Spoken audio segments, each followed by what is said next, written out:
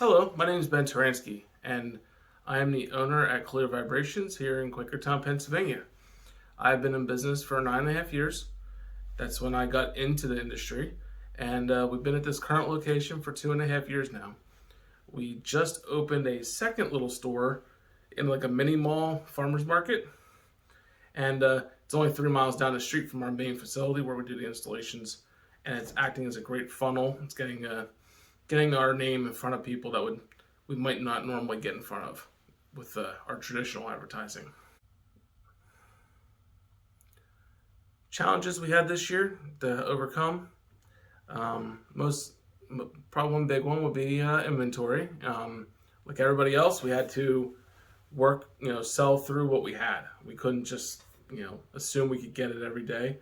So we really had to be, on point with that, with me and the other sales guy, Randy, that, we knew what we had in stock before we worked with a customer.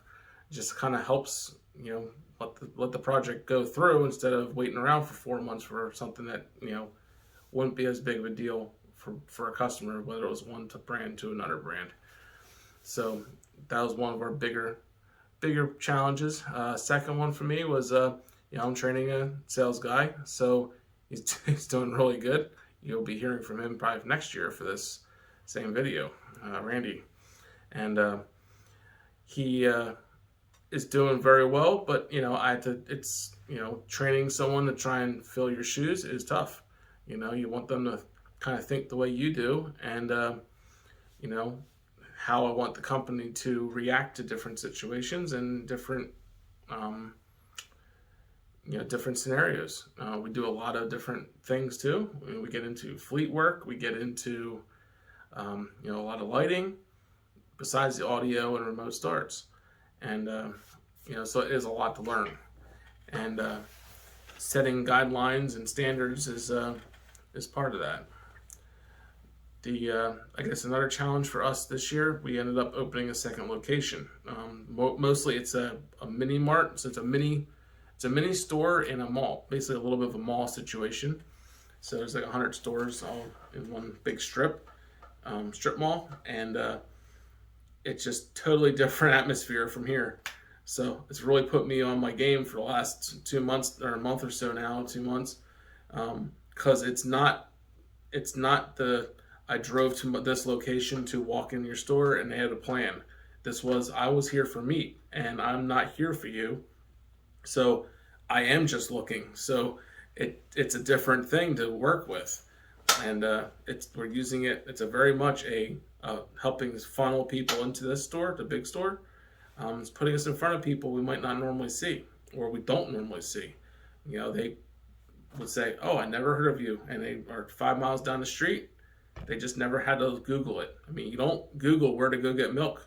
You just go and get it. So if someone didn't specifically need a remote start and they didn't look it up, they would not find you. They would just go to the box store or whoever they normally go to. So you have to put yourself in front of people, and this is the best way to put it.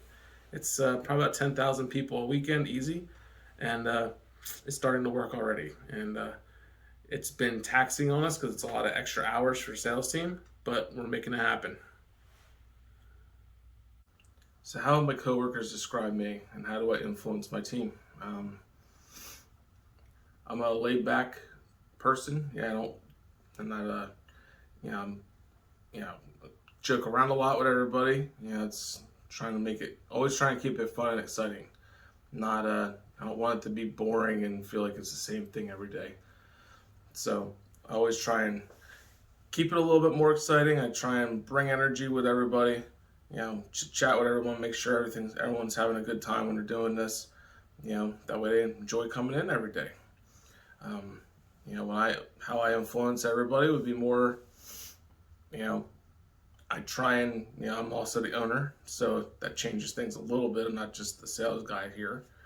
So, me trying to keep, happy and I don't want to ever show that, I'm upset, because then it'll pass through to everybody else.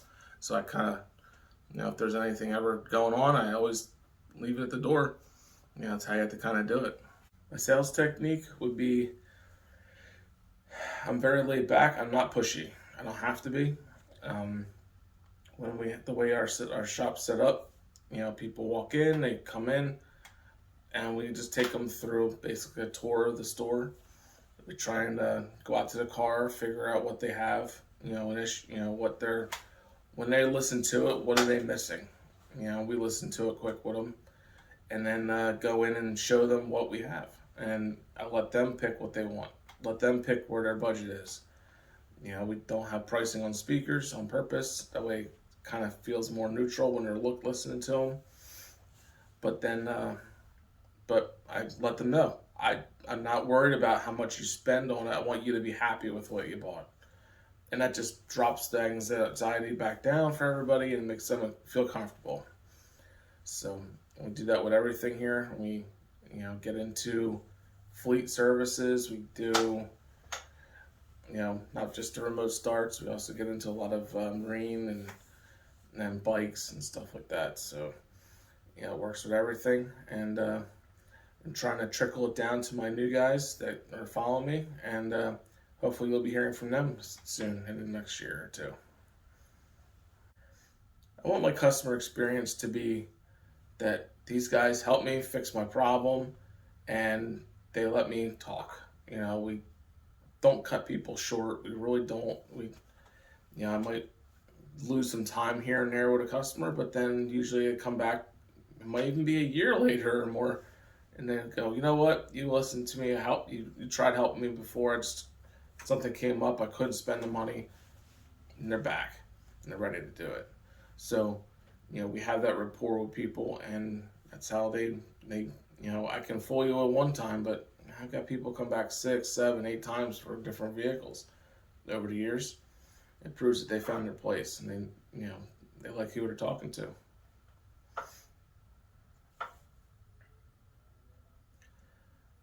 Who's influenced me over the years?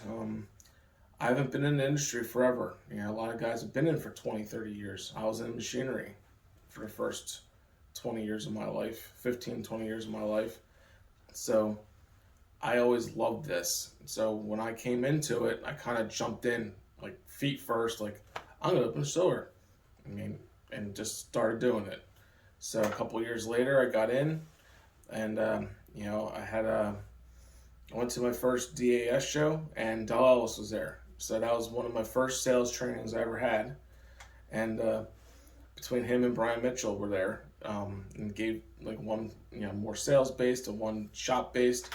And it really opened my eyes and got me started and got me into this, looking for the top seats in the industry.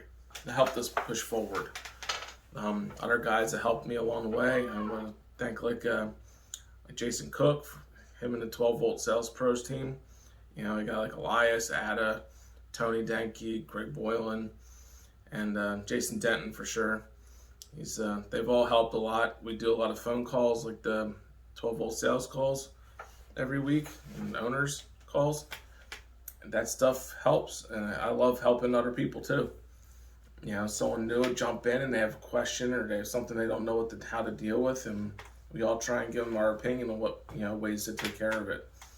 And I've done the same thing. I've thrown things out there, like how to handle things, and that's all stuff that's helped me along my way, and I like to give back too.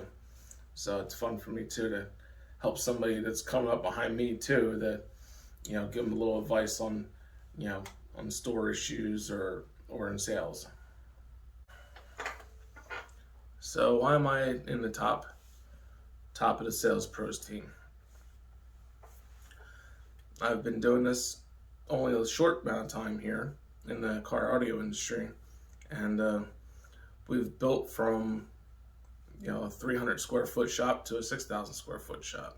And we actually opened a second store this year, and it's all based on our sales performance. We keep growing. We are always learning. We go to seminars. We're we're doing phone calls weekly. We have a guy that's coming up behind me, Randy. He's gonna be on here too soon. I can feel it, and he deserves it. And we give back to the industry when we can. We do do calls, and we get involved in different things, and we try and help out too. So things like that make us feel like we are in a top spot in the industry. We are always pushing to get this shop better, make our product coming out of it better, and to work with our customer experience, make sure it's where we want it to be.